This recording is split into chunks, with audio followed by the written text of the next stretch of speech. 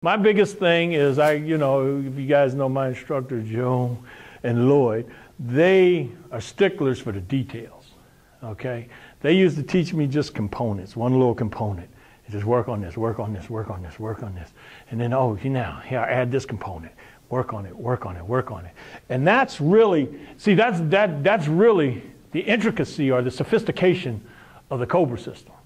Most systems don't have to go into all this. I always do it like this. It takes us 9 things to deliver a punch, where it takes the boar 3 things to deliver a punch. The tiger, or middle systems they call them, 6 things. We work on 9 or 12 to deliver that same one punch. So it takes a lot more, and that's the sophistication aspect of it, of what we do. So structural alignment is extremely important. Anytime you start to work with the internal energies, that is all geared off of proper body alignment.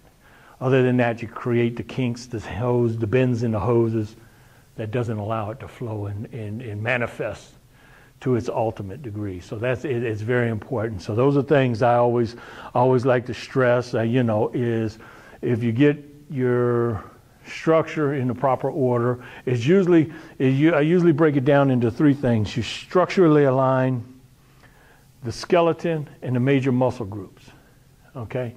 Once you do that, you create that, you have the best physical,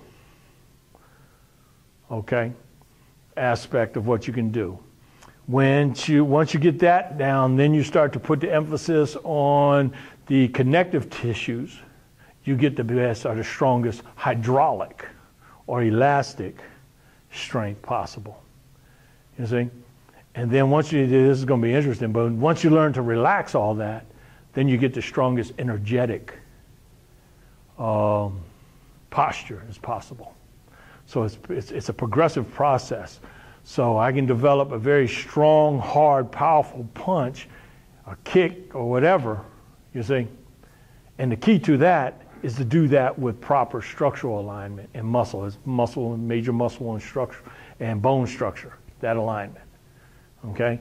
When we get into the best elastic or hydraulic strength is when we start to work with the connective tissues.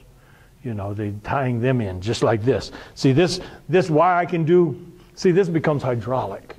I can work that relying on these, you see?